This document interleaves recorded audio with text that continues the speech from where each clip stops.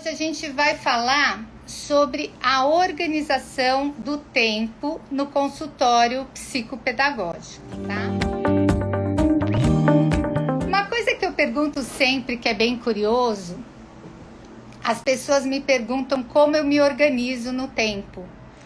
Porque eu faço um monte de coisa, eu lido com consultório, eu tenho os livros, eu tenho os jogos, eu faço curso toda hora. Então, uma brincadeira que todo mundo sempre fala é: como é que você... Quantas horas tem seu dia, né? Como que a gente faz para organizar o tempo, né? Eu acho que é isso hoje a nossa reflexão. Eu vou dar algumas dicas práticas para a gente se organizar no consultório. Algumas coisas que eu utilizo em consultório que fazem eu economizar tempo. Tanto tempo assim do meu dia a dia, como tempo ao longo do ano, que vai fazendo uma grande diferença quando eu utilizo essas dicas que eu vou dar para vocês. De sentimentos, que eu estou disponibilizando para todas, com dicas de histórias e dinâmicas. Fora que quem ainda não se inscreveu no meu canal no YouTube, também inscreva-se, porque toda semana eu estou postando aulas muito bacanas, com temas que vocês mesmos estão pedindo. Então, tem parte prática de diagnóstico psicopedagógico, os jogos que eu mais uso, os livros que eu mais uso, tem histórias, tem toda a minha participação na Bienal de Livro, que eu participei na parte infantil. Então, eu estou postando histórias assim regularmente. E é isso. Eu queria que, enquanto o pessoal está entrando, eu queria fazer uma reflexão de tempo com vocês. Eu queria que todo mundo pensasse como que vocês estão fazendo essa divisão do tempo, né? Eu falo que eu me viro nos 30, que eu tô no consultório, tô na live, tô nos jogos, tô nos livros, tô nos lançamentos, mas tem horas que a gente também não faz um equilíbrio desse tempo. Isso é muito importante. Então, essa reflexão que eu gosto de fazer com vocês é a gente pensar. Eu queria até que vocês escrevessem, assim, vou tentar, porque nós estamos em 3 plataformas hoje, no YouTube, no Facebook e no Instagram. Mas eu vou tentar ir respondendo e lendo aqui o que vocês forem me trazendo. Mas eu quero que vocês pensem como que tá o tempo de vocês agora em janeiro. Eu sei que muita gente tá de férias, tem gente que já voltou, tem gente que nem tirou férias agora. Mas eu queria que a gente pensasse, se a gente fosse dar uma nota de 0 a 10, qual a nota que eu daria para o meu tempo de trabalho, aquele tempo produtivo? Eu posso pensar assim, de repente eu estou de férias, eu estou me dando um tempo do trabalho, mas eu posso pensar nesse meu último ano. Como é que tá a minha disponibilidade do tempo? Tá mais do que devia? Tá menos? Esse tempo todo que eu estou me dedicando, eu estou tendo um resultado produtivo?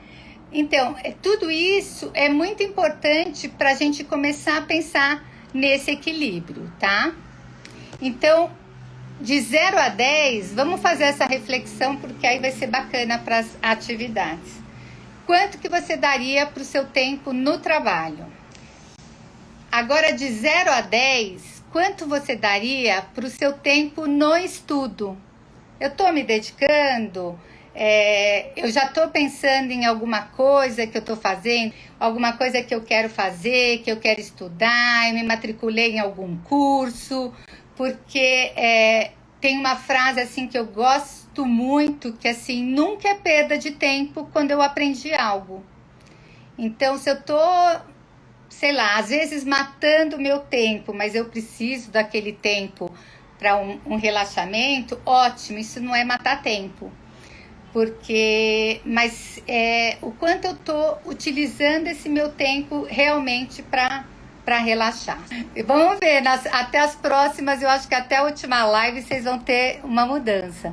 No trabalho 9, Tá difícil equilibrar esse tempo por causa do isolamento social. Fico muito no quarto para a cozinha. Tinha uma vida ativa. Acho que a nota que dou é 5. Tá, então vamos ver o que a gente vai fazer, hein? 9 no estudo e no trabalho 7, a Eliette. Que ó, essa semana a gente vai estudar bastante, hein? Porque a gente não vai perder tempo, porque vamos aprender bastante juntos, tá bom? Agora, vamos pensar no nosso tempo de relaxamento. De 0 a 10. Estudo 5. Ah, agora vai melhorar, Ana. Trabalho 4, ruim, por conta das férias, e 7 no estudo. Vamos estudar bastante essa semana. Ah, no estudo, tá. Então tá legal. Isso é bom, gente, porque a gente vai começar... Quando a gente começa a dar nota e visualizar essas dinâmicas, elas fazem a gente ver o quanto a gente está equilibrando ou não esse nosso tempo. E relaxamento.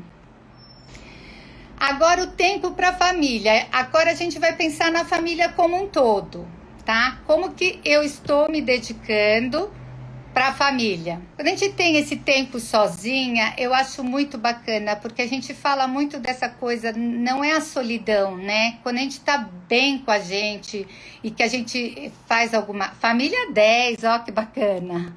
Muito bom. Quando a gente tem esse tempo que a gente aproveita, é um tempo de solitude, aquele tempo que a gente se curte, né? E que tá bom pra gente, a gente tá aproveitando. 8, família, que legal. Porque a família é uma coisa que ficou agora. 8 também, a Lindsay. Oi, Cláudia. Seja bem-vinda. Muito bem, agora eu quero que vocês pensem naquele tempo com o companheiro de vocês, ou companheira, ou meu marido e meu filho estão com Covid. Ai, nossa, precisei ficar isolada. Aí foi um tempo, aí isolamento foi forçado mesmo, né? Espero que eles estejam bem. Com companheiro, gente, ficante, namorado, marido, companheiro, o que vocês quiserem nomear. Aí é aquele tempo eu com ele. Tá existindo esse tempo? Não tá existindo esse tempo? Eu preciso arrumar um tempo para isso? Então vamos pensar que nota que eu daria nesse meu tempo com ele. Porque muitas vezes a gente fica com muito tempo para os filhos e esquece do tempo com o companheiro, com o marido, com o ficante, o que vocês quiserem nomear. Filhos agora na quarentena deve ser 10, pelo menos de sobrelotação de tempo. Eu não sei se a qualidade tá tão boa, mas aí vocês que vão dar essa nota. Que nota que vocês dariam para esse tempo? Boa noite, Fábia, aqui que chegou no YouTube. Seja bem-vinda. A gente está fazendo uma dinâmica que estamos fazendo uma reflexão da qualidade do nosso tempo em diferentes áreas. Então, eu pedi para vocês darem uma nota. Filhos 11, que delícia. Isso é bom. Eu falei para dar uma nota de 0 a 10 no trabalho, o meu tempo com o trabalho, quanto está a minha dedicação, no estudo, para relaxar, para a família em geral, para o companheiro, para os filhos e o quanto agora eu estou cuidando do meu lado emocional. Filho 7, ele tem 33 anos, mora sozinho e trabalha muito. Ah, tá. Mas se tá trabalhando e tá bem, tá ótimo, né? Mas às vezes precisam arrumar um tempinho para encontrar a mãe, né? Emocional. E aí, gente, como é que tá o meu emocional? Eu tô cuidando dele da maneira que vocês acreditam que seja bom para trabalhar esse emocional. Que pode ser lado emocional 7. Bacana. Esse tempo de pandemia, que todo mundo tá ansioso, tá com inseguranças, medos, né? Muitas mudanças. Acho que um 7 tá ótimo aqui na situação. E por último, o meu lado espiritual. Eu tô conseguindo me conectar com essa minha espiritualidade? Então vamos colocar aí se eu tô A forma de me conectar também, gente, vocês que vão dizer, vocês que sabem a maneira como vocês se conectam com esse espiritual. Gente, olha, quem acha que essa live vai ser interessante, agora eu vou começar a entrar. 8 emocional, ando muito. Espiritual 10, olha que bacana. Que legal, quem conseguiu se conectar com o espiritual, a forma que acredita que para ela funciona, tá sendo fundamental nesses períodos de incerteza, né? Porque a gente tem que buscar algum equilíbrio de alguma maneira. Então, isso é muito bacana. Quem acha que essa live vai ser interessante para alguma amiga que também quer saber sobre essa parte de organização do tempo, 10 no espiritual, olha que bacana, olha quanta nota legal. Então, aperta o aviãozinho aí, gente, já manda, vamos fazer o seguinte, cada um manda para 5 pessoas, e aí a gente vai multiplicar juntos, porque assim, o lema aqui da psicopedagogia exponencial é que eu divido com vocês, mas juntos a gente multiplica. Então, se cada um conseguir multiplicar com 5 pessoas, foi o que eu falei logo no começo, nunca é perda de tempo quando a gente aprende. E quanto mais a gente estiver juntos, mais a gente aprende, a gente troca. Hoje eu tô adorando a participação de vocês, tá muito bacana mesmo. Olha só, uma das perguntas que eu recebi de tempo das seguidoras aqui da psicopedagogia é quanto tempo dura a minha sessão. Então, eu vejo assim que tem sessões que duram assim de 40, 45 a 1 hora. Eu sigo muito pesquisas mesmo científicas que falam que os 50 minutos é o ideal para sabe, aquele princípio, meio e fim, da gente estar plena numa sessão. Com os adultos eu já não consigo isso. Com os adultos fica a sessão de 1 hora. Porque sempre tem aquele momento que chega, que faz alguma troca, que faz um comentário da sala, ou que troca, ou que pergunta alguma coisa, ou que fala como foi o trânsito. Então, sempre tem esses 10 minutinhos aí que eu não consigo. Ó, a Fábia colocou aqui 9 trabalhos, 6 relaxamento, 10 filhos, 7 marido e 8 espiritualidade. Tá quase tudo equilibrado, tá faltando relaxar um pouquinho mais, hein? Olha aí. A lição de casa é vocês verem onde vocês deram nota baixa, porque vocês vão focar mais. Então, esses 50 minutos, eu acho assim fundamental até para a gente ter também esse tempo dos 10 minutos entre uma sessão e outra, a gente reorganizar e trocar aquele foco, né? Porque quando a gente sai de uma, entra outra, sai de uma, entra outra, às vezes você não tem aquele tempo de respirar, de ter um preparo da sala para receber o próximo paciente. Então, esses 50 minutos eu acho assim super válidos. Eles saem sempre com aquele gostinho de quero mais. Eu divido muito a minha sessão nessa parte, como eu sou arte terapeuta, né, e com as histórias principalmente, eu sempre divido a sessão com uma parte eu faço para as histórias, né, que eu sempre equilibro esse emocional. Então, eu sempre pego alguma coisa que vá fortalecer, porque quando eles estão equilibrados emocionalmente, eles aprendem melhor. Então, nunca é perda de tempo, né? Principalmente quando a gente trabalha esse emocional. Então, se a criança está equilibrada emocionalmente, ela vai aprender melhor. O que eu acho muito engraçado na sessão é que eles falam assim, a criançada, como eles estão totalmente envolvidos, estão brincando, estão jogando, né? Estão fazendo arte, fazendo coisa que eles gostam. Eles não percebem que estão sendo trabalhados, né? A criança pode ter um transtorno de leitura escrita. Você está jogando com eles, está lá no tapete, tá interagindo. Para eles não percebem que aquilo é um trabalho, né? Que eles estão trabalhando. E aí, quando eu falo que a sessão tá acabando, eles ficam espantadíssimos. Mas como? Não acabou. Não passou ainda 50 minutos. E os pré-adolescentes, eles ficam falando, mas como é que a aula de matemática demora tanto 50 minutos e aqui voa? né? Quando a gente está interagindo, quando a gente está inteiro, o tempo parece que passa voando, né? É aquela questão assim da coisa temporal mesmo, é o foco que a gente dá para o tempo, né? Mas se uma coisa tá chata, a gente fica olhando no relógio, ele demora séculos para dar uma volta em 1 minuto. Então, isso é muito bacana quando a gente conversa com eles, né? Essa coisa do foco, da atenção, o quanto quando eu tô presente, aquele tempo é mais tranquilo, né? Então, 50 minutos, assim, é o tempo ideal. Eles saem com aquele gostinho de quero mais, eles ficam querendo negociar para continuar na sessão, então é sempre assim.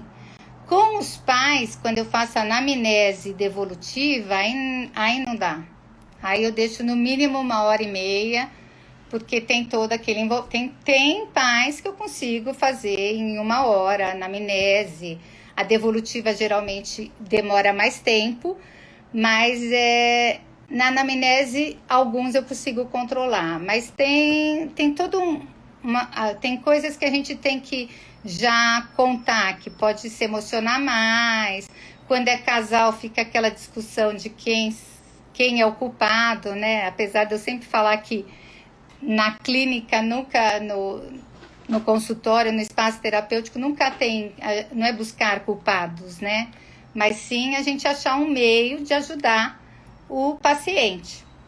Então, sempre foram as duas perguntas: quanto tempo eu reservo para a criança e quanto tempo eu reservo para os pais. Então, para os pais, eu deixo um intervalo de 1h30, pelo menos, para poder garantir que eu não vou precisar correr, mesmo porque quando você faz uma devolutiva, você tem que falar no geral, né? Você fala dessa parte lógica, você fala da parte de linguagem. A linguagem eu analiso, sim, vários itens, na parte lógica também, na parte de perceptivo motor, a parte emocional, eu sempre faço, assim, muitos testes que a criança que vai parar num consultório psicopedagógico sempre está com essa autoestima, geralmente, né, tá com ela bem já abalada. Então a gente tem que segurar esse emocional e ver o que está atrapalhando para ele não aprender. Às vezes não é só a parte emocional que atrapalha, né, mas também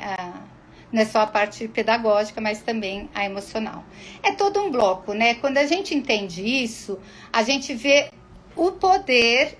E é por isso que eu formatei o método Paula Furtado com as histórias, porque eu percebo que não dá para ter sessão sem história. Não dá para ter sessão que eu não proporcione esse equilíbrio emocional, essa coisa de eu estou enfrentando um desafio, que é a minha dificuldade pedagógica, mas eu tenho uma possibilidade de final feliz. Gente, os contos são tão bárbaros que eles não colocam nem tempo na história, né? Era muito tempo atrás, num certo tempo. Eles nunca definem um tempo, porque a gente pode se transportar para aquela história. Então, isso é o legal da gente imaginar do tempo, né? A gente pode viver o aqui e agora com qualquer história escrita em qualquer época, porque era uma vez. Então, é sempre o pretérito imperfeito. A gente pode se transportar a hora que a gente quiser para esse tempo e para essa história, para essa narrativa, tá bom? Então, é isso. Outra coisa que me perguntaram muito de tempo é o tempo de diagnóstico.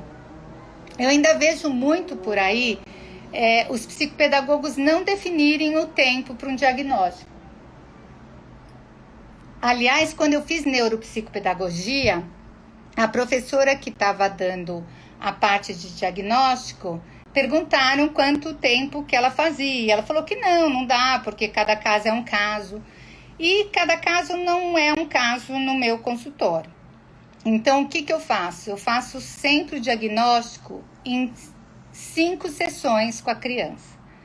2 com os pais, que é a anamnese, que eu colho todos os dados, né? Que é aquela que eu falei que eu demoro 1 hora, 1h30 com os pais. Aí eu faço as 5 com a criança, de 50 minutos cada. E depois eu faço a devolutiva para os pais. Quando tem necessidade, eu tenho a 8ª sessão que eu vou na escola também. Então, esse tempo com a escola, sim, é muito importante, principalmente para a parte psicopedagógica, né? E aí é um tempo que outro dia também me perguntaram se eu cobrava essas sessões. Eu cobro porque é meu honorário e eu cobro por uma sessão. Agora, olha o tempo que a gente leva para sair do consultório, ir até a escola, voltar. Você perde uma manhã inteira ou 3 horas no mínimo para fazer essa devolutiva. Mas é muito importante.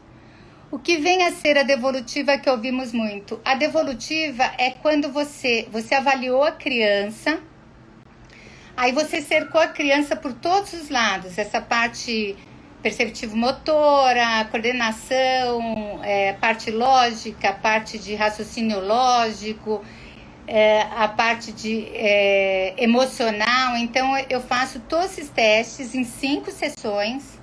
Então, nessas 5 primeiras, eu dou um tempinho para eles, gente, e às vezes as pessoas imaginam que não vai dar tempo, mas dá tempo. Eu faço toda essa parte de testagem, eles brincam e eu faço arte-terapia com eles em todas as sessões. Eu conto história, faço alguma dinâmica arte-terapêutica e avalio. Nas 5 sessões, aquele atendimento está pronto. A não ser que seja algum caso assim muito, sei lá. Outro dia teve um que veio por luto. Eu não vou ficar avaliando a criança que ela está sofrendo o luto da mãe. Não dá. Então aí eu tenho que primeiro pegar e trabalhar esse emocional e depois eu me preocupo com o diagnóstico. Mas mesmo quando é a parte da arte-terapia, sempre depois de 5 sessões, eu faço uma devolutiva. Eu falo para os pais tudo que foi analisado e foi avaliado. É quando eu devolvo para eles tudo que foi analisado. Então, isso é muito bacana por conta disso, porque aí eu vou fazer as orientações. Essa parte é uma das partes mais importantes do atendimento. É quando você vai juntar todos os esforços, a família, a escola e o profissional, porque a gente sozinho não ajuda. Ajuda, mas não com a velocidade que podia ser e com a efetividade. Não adianta a gente trabalhar a autoestima dele no consultório e chega em casa, os pais detonam, fazem alguma coisa nesse sentido. Ai, que bom que você entendeu, Gilmara. Vai ter uma das lives, é só sobre o diagnóstico. Então, eu vou mostrar tudo, gente. Eu vou falar as perguntas da anamnese, eu vou falar como eu organizo a devolutiva, eu vou falar todos os principais jogos que eu utilizo no diagnóstico. Então, vai ser bem bacana, vocês vão entender bem esse processo, tá? E aí então, esse diagnóstico eu já aviso de cara que são 7 sessões, né, ao todo, mas com a criança são 5 e 8 se precisar ir para a escola. Às vezes, porque assim, eu faço um diagnóstico escrito também, então eu coloco tudo que foi analisado, a parte de atenção, todos os tipos de atenção, a parte de concentração, memória, função executiva, tudo que é avaliado eu coloco lá de uma maneira mais formal, mando para a escola e entrego para os pais o mesmo relatório, né, no final dessas 5 sessões. Mas às vezes o grande problema pode estar só em casa. Então eu fazendo a devolutiva para os pais, aquilo já fica tranquilo, né? Mas muitas vezes a maneira como a escola está lidando, ou às vezes até está lidando de maneira certa, mas a gente sempre tem alguma dica maior para entregar para eles, para a gente fazer essa troca e realmente ser mais efetivo, né, o nosso trabalho com eles. Então, para quem entrou agora, entrou bastante aqui, essa aqui é a primeira da série de 10 lives que a gente vai falar assim sobre muitos temas de psicopedagogia, temas que foram pedidos, e o tema de hoje é tempo, porque a gente está sempre reclamando de falta de tempo. Então, quanto mais a gente se organizar, então vai ter live de organização, Mas quanto mais a gente se organizar, a gente consegue ganhar tempo no próprio diagnóstico. E assim, quando a gente utiliza as histórias e a gente usa a parte da metodologia de contar a história, a gente ganha um tempo, porque a criança estando equilibrada, o adolescente também, todo o resto ele aprende além da gente, não é só naquele tempo que ele está em consultório. Para vocês terem uma ideia, quando eu comecei na psicopedagogia, eu atendia as crianças, eu atendia 2 vezes por semana. Hoje em dia, eu só atendo 2 vezes se for caso muito sério. Mas uma vez dá para a gente fazer um ótimo trabalho. Se a gente fez um bom diagnóstico, a gente cercou aonde está a dificuldade, qual é a habilidade cognitiva que não está bacana, e a gente vai sempre trabalhando essa parte das histórias com a arte-terapia. Eles ficam no equilíbrio, eles começam, a mudança é tão rápida que eu comecei a fazer 1 vez por semana. E é efetivo, com 50 minutos por semana. Por quê? Porque é todo um trabalho conjunto. Eu faço orientação para os pais, eu já faço as orientações com a criança também, que não adianta só ela ir lá, que ela vai ter que fazer a parte dela, mas ela tá com aquele emocional garantido, porque ela tá com aquela sensação que a história trouxe para ela, que o grande problema dela vai ter solução. Que ela também pode enfrentar os dragões em forma de alfabetização, o monstro da matemática, cada um tem o seu própria dificuldade, o seu próprio monstro para enfrentar, mas dá para ser enfrentado todo. Deixa eu ver uma pergunta que chegou aqui. Uma das perguntas é se eu uso as provas operatórias piagetianas. Eu vou falar melhor disso em outra live, mas só para não ficar na curiosidade, eu utilizo a fundamentação do Piaget, né? Essa coisa de como avaliar a conservação, a classificação. Eu não preciso, eu tenho até a caixa das técnicas piagetianas que eu comprei lá há 28 anos atrás, quando eu me formei na psicopedagogia. Boa noite, quem entrou agora. Mas eu utilizo muitos jogos. Então, às vezes, com uma criança pequena, você, ao invés de fazer a massinha que faz bolinha, e vai ver se ele conserva, se ele não conserva, às vezes você joga o dado e você manda a criança contar. Só o fato dele olhar, às vezes ele fala assim no dado, ele jogou 2 dados. Aí ele falou 3 e 2, mas quando ele vai contar, ele vai fazer 1, 2, 3, 1, 2. Ele não consegue conservar que ele tem que juntar os 2. A mesma coisa no dedo. Ele põe 2 e 2. Ele sabe que aqui tem 2, mas ele faz 1, 2, 3, 4. Aqui já dá, numa brincadeira já dá para você ver que não tem conservação. Ou você pega um monte de animais e manda ele classificar de maneiras diferentes, você já vai ver se ele classifica ou não. Então, eu não sigo o modelo das provas piagetianas da maneira como é colocar. Eu vou avaliando, às vezes eu escolho um jogo que eu já sei que eu vou avaliar a classificação, a conservação, a inclusão, mas isso, gente, para quem está começando, às vezes é difícil, às vezes precisa mesmo.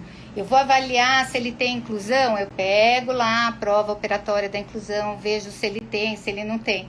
Às vezes eu preciso desse suporte. Mas aos poucos a gente vai tendo essas manhas e avaliando. Por isso que eu falo que muitas vezes eu avalio eu avalio tudo em 5 sessões, porque eu consigo já notar em algumas coisas o ritmo, a coordenação motora, se ele tem uma memória episódica, uma memória de longo prazo nas perguntas que eu fiz, se ele tem uma memória recente, a gente vai percebendo. Teria como você falar um pouquinho de como funciona a visita na escola? Tem sim.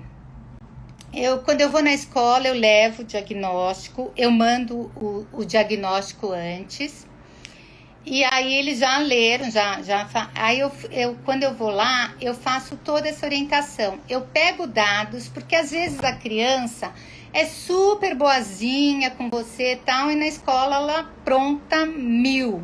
né? Então é legal a gente ficar ouvindo de todos os lados, né? Porque a mãe vai me trazer a parte da casa, né? A mãe e o pai, a escola vai me trazer como ele é em sala de aula e eu vou levar para eles o que eu avaliei. E quando eu vou na escola, eu faço essa orientação. Por exemplo, um TDAH.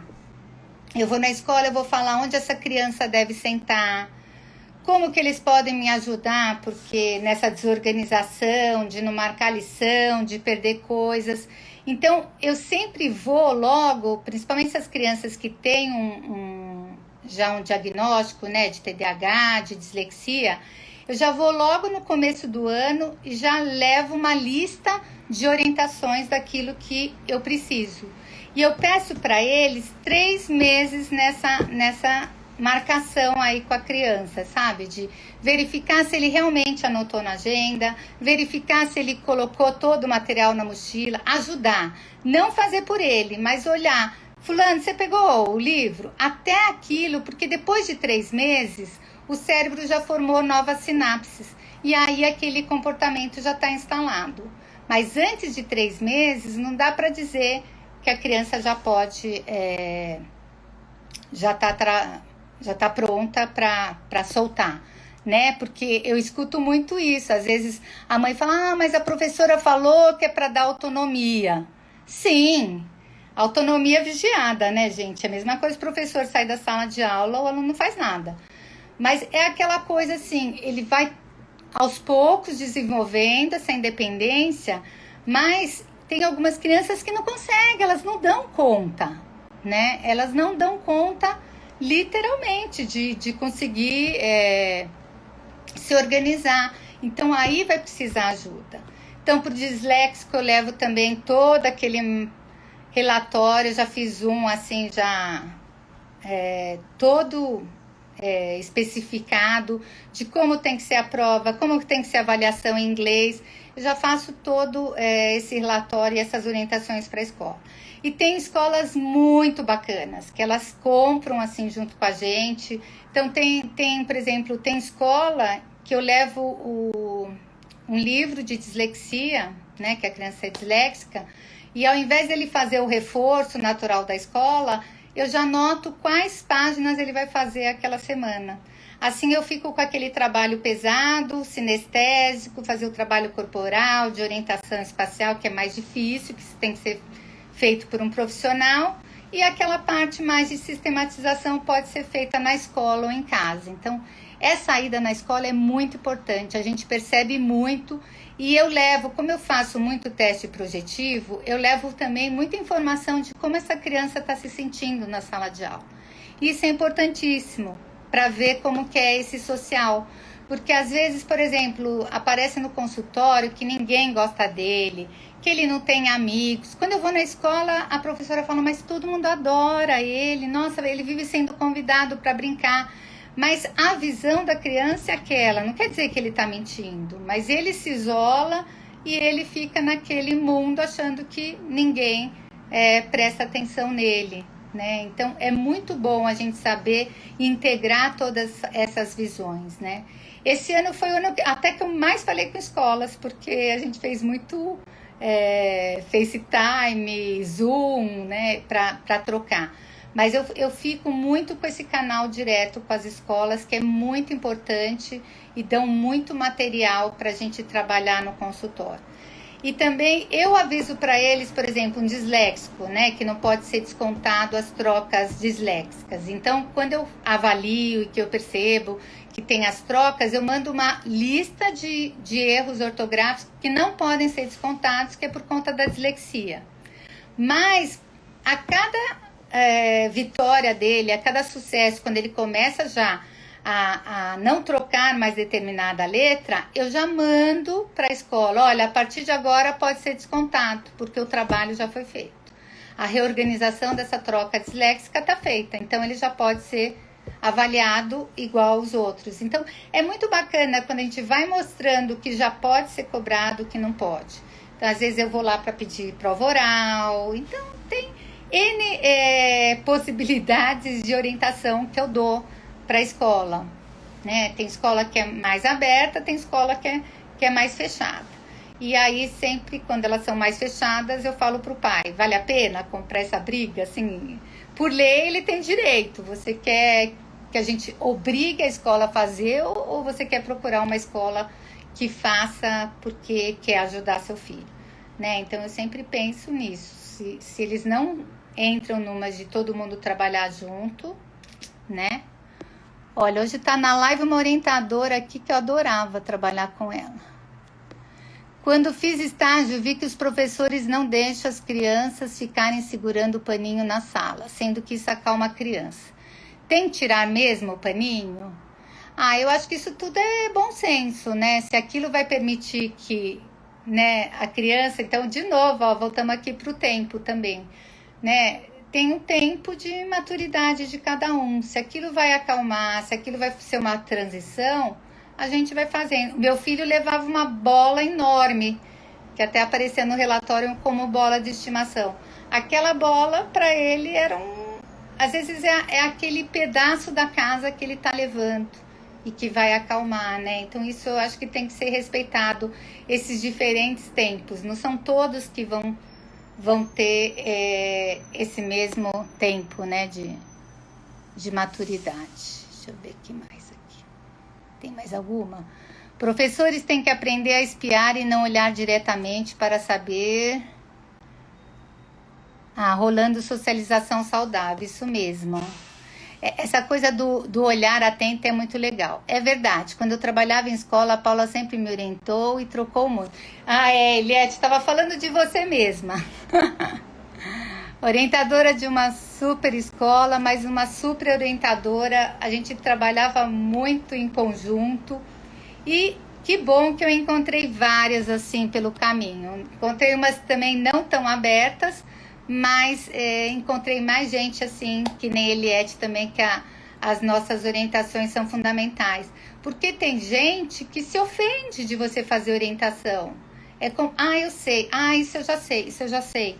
Só que não é que a gente é mais ou menos, mas a gente está trabalhando individualmente. A gente avaliou aquela criança, a gente está vendo coisas que às vezes elas não estão enxergando em sala de aula, né? Mas a grande maioria ainda tem essa abertura muito grande e fica feliz. Olha aqui, tem gente da Paraíba, professora e psicopedagoga, Edneide, seja bem-vinda. A Paula foi uma parceira grande na escola, trabalhamos juntas. Como pode ser feita a supervisão psicopedagógica? Olha, também a supervisão psicopedagógica eu faço ou individual. Quando é individual, eu faço sessão de 1 hora, né? Que aí a pessoa vem e traz os casos específicos que ela quer que eu oriente, e aí eu faço a orientação. Tem supervisoras que elas dão uma diquinha ou outra. Gente, eu dou dica pro mês inteiro, assim, porque eu acho que é bacana a gente já colocar uma lista, assim, deixa eu ver se tem alguma que eu supervisiono aqui, acho que não tem hoje. Eu já dou toda aquela lista das histórias que vão ajudar, da dinâmica, da parte de exercícios, eu ajudo a analisar essa parte avaliativa mesmo, já mostra a parte do diagnóstico, como fazer, ajuda a fechar o diagnóstico. Então, cada um tem uma maneira, mas eu geralmente supervisiono tanto os casos da psicopedagogia como da arte-terapia. Então, tem muito do emocional com o psicopedagógico. Mas, como eu falei sempre, mesmo antes de fazer arte-terapia, gente, eu já misturava as histórias. Eu sempre quis garantir esse emocional. Eu percebo que se a gente começar de cara, a criança tem tem transtorno de leitura escrita. Ela chega, a gente já tá com uma apostila, tá com um exercício, alguma coisa para trabalhar esse transtorno, não rola. Então, primeiro a gente tem que dar essa parte aí, dar uma equilibrada, dar uma segurada nesse emocional, nessa insegurança, nesse medo. Quando a gente trabalha isso, o resto vai. Aí você pode dar o que você quiser depois que eles vão embora. Sempre mesclando, né? Sempre ele não... Eu acho que o segredo é ele não perceber que ele está sendo trabalhado. Olha aqui, gente de Macaé, que gostoso, do Rio. Comigo a Paula foi muito parceira, me fez fazer psicopedagogia. A Ana Cristina trabalhou comigo quando eu era professora. A gente tinha a mesma série, né, da classe. Primeiro vínculo, que bacana. Você está fazendo supervisão? Sim, eu faço supervisão. Eu sou de São Paulo, para que tá muita gente aqui de fora hoje, né? Mas estou fazendo agora, em época de pandemia, estou atendendo todos, né? Estou dando supervisão para gente que tá atendendo nos Estados Unidos, em Portugal, tá engraçado. Essa pandemia aí foi outra coisa que eu tinha uma certa resistência em atender online. Eu até atendia quem já tinha sido meu paciente. Mas eu ainda achava estranha essa coisa do online para ter um primeiro contato. Mas eu quebrei todos os meus... essa parte dos paradigmas mesmo de que não pode... Deu certo, eu comecei a atender um de 5 anos, de 4 anos online, primeiro contato, e deu tudo certo na época da pandemia, né? Então foi menos traumático conhecer a terapeuta pelo vídeo do que ficar sem terapia numa época que apareceram muitas crianças com depressão, muitas crianças com pânico, então teve de tudo, né? Por isso que é bacana a gente já trabalhar isso. Já cheguei à conclusão que só resolve ir à escola se a escola quer ajuda. Não dá para ajudar quem não quer ajuda. Exatamente. Mas assim, eu acho que as escolas que eu trabalho bastante, elas já têm essa coisa de me chamar. Às vezes elas não chamam, quando não chamam eu já sei que está tudo bem, está tudo caminhando. E eu já me surpreendi de ter orientadoras que me chamaram, eu estranhei e falei assim, gente, mas eu achei que ele tinha melhorado tanto. E quando eu cheguei lá, eu me surpreendi que eles chamaram para elogiar o trabalho. E na hora eu ainda pensei assim, puxa, me fez vir até aqui para dizer que tá tudo certo. Aí depois eu falei assim, nossa, olha que pensamento. Olha que bacana uma escola que se preocupa em te dar um feedback positivo. Eu achei bárbaro depois.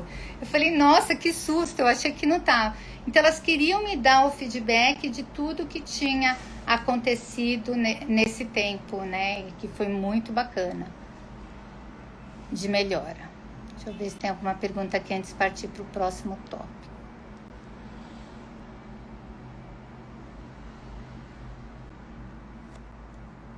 Gente, olha, de Manaus, que legal. Palmeira dos Índios, Alagoas. Quanta gente nova, que delícia. Tô gostando de ver. Outro tema que me pediram era se eu planejo o atendimento. Sim, eu planejo o atendimento. Eu sempre já faço, gente, eu anoto tudo, até uma coisa que eu vou falar para vocês na parte da organizacional. Eu anoto tudo, eu descobri a função do iPad agora como para os meus relatórios e está sendo a coisa mais maravilhosa do mundo. Então, eu já levo o iPad para a sessão, eu já anoto no Notes tudo, já tiro a foto do que eles fizeram, já fica tudo arquivado. Então, isso tem um ganho de tempo muito grande. Então, quando eu tô com a criança, eu tô fazendo um jogo, eu já vou lá e coloco o jogo tal. O que eu vou notando nos jogos ou na dinâmica, eu já faço um asterisco embaixo e já coloco aquilo que vai ser trabalhado na próxima sessão. Isso faz um ganho de tempo, tanto na qualidade do meu atendimento, que vai ser melhor, né? Porque eu planejei. Isso não quer dizer, gente, que a gente vai ter que seguir à risca aquele atendimento. Por quê? Aquele planejamento. Porque às vezes, sei lá, você planejou, hoje eu vou trabalhar a parte de trabalhar estratégias, de resolver situações, problemas, mas a criança chega e teve um acontecimento X, ou ele vai ter a prova de português no dia seguinte, e a criança não vai estar presente naquele teu planejamento. Então aí eu já jogo esse planejamento para a próxima sessão e vou de encontro àquilo que veio, né? Até a psicopedagogia que eu fiz do SEDES, ela é totalmente fenomenológica. Então, essa coisa do fenômeno mesmo, do que veio, do que apareceu, que a gente vai trabalhar.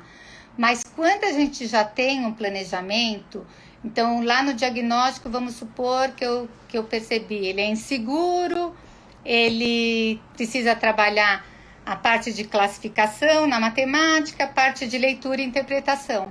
Então eu já pego uma história que vai trabalhar a segurança, já faço, a gente já lê junto, já faz um trabalho de leitura, aí já pego um jogo que trabalha a classificação, mas que ele tenha que ler o tempo inteiro.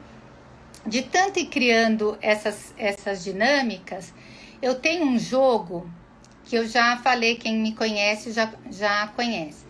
Ele chama, eu tenho vários, é o Desafio Júnior, o Desafio e o Desafio Folclore. Nesse jogo, se eu quiser fazer um diagnóstico completo em uma sessão, eu jogo esse jogo. Porque lá eu pus leitura e interpretação, eu pus todas as habilidades da classificação, da conservação, da inclusão, a parte de memória recente, de memória auditiva. Eu amei. Ai, que bom, você comprou, Ana? Que bom, adoro o feedback de vocês. Quando a gente leva esse jogo, quando eu trabalhava com grupos de crianças carentes, eu levava o jogo, você já trabalhava todo mundo, eu já ia analisando quem tinha qual habilidade.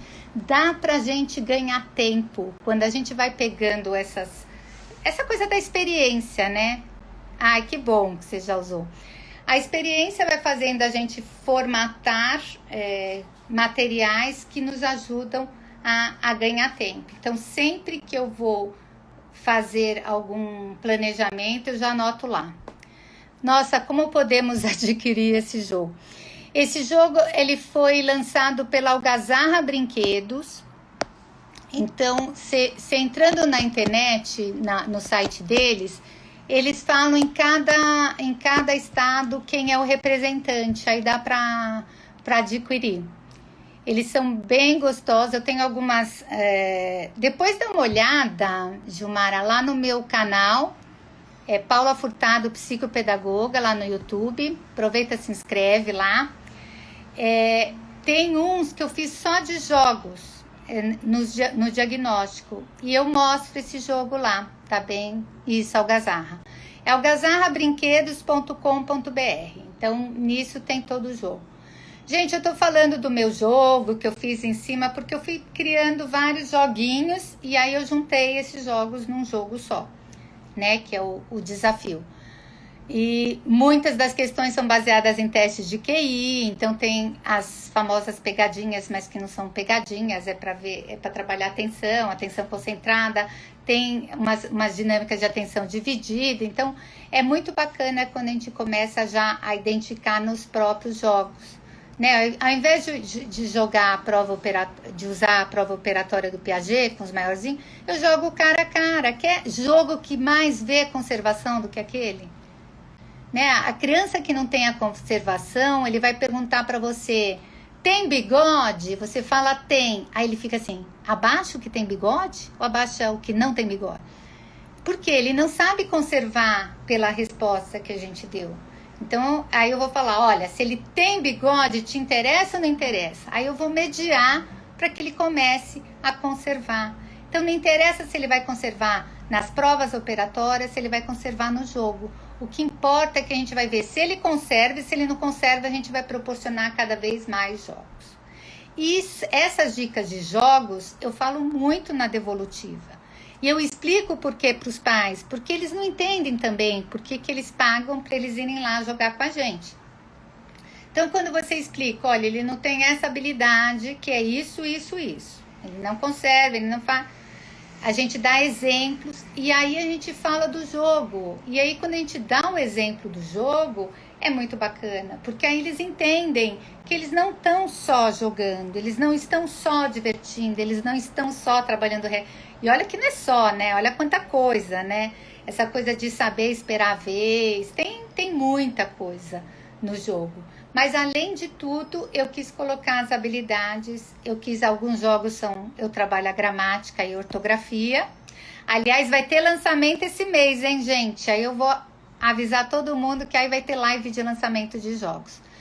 Vai ser o De Olho na Ortografia. Muita gente pediu, estamos relançando agora, vão ser 4 trocas. Ficou lindo o jogo, mas aí depois eu vou avisando para vocês. Tá bom? A participação hoje foi incrível, adorei. E é isso que eu quero. Eu quero que a gente faça essa troca, né? Participe, faça perguntas, porque é nisso que eu acredito. Eu coloquei tudo que eu conversei hoje foi aquilo que vocês me pediram, né? E tem muita gente que pede só no direct. Pode colocar nos posts, porque aí, às vezes, uma dúvida de vocês é dúvida de todo mundo. Então, adorei a participação de todos, ansiosa pelas outras. Que bacana, Gilmara, vou te esperar. Olha aí quanta gente bacana. Então, tô esperando todas. Amanhã vamos falar... amanhã é o diagnóstico psicopedagógico, olha que bacana. Amanhã a gente vai falar sobre o diagnóstico, tá? Então, eu vou colocar como fazer um diagnóstico preciso em 5 sessões. Também não vou perder nenhuma, que legal. Olha aí quanta gente. Amei. Obrigada, Eliette. Também adoro quando você participa. Por enquanto é só. E eu também, a gente tá anotando, a equipe tá anotando todo mundo que participou. Combinado? Bom, a live vai cair, gente. Beijos, até amanhã nesse mesmo horário, hein? Espero vocês. Já manda o aviãozinho pros amigos para amanhã a gente ter bastante gente. No YouTube estão perguntando o nome do jogo. É Desafio. É o Desafio Júnior, Desafio e Desafio Folclore. Eu vou colocar nos comentários, tá bom? Gente, beijos então. Até amanhã. Tchauzinho. Obrigada pela participação.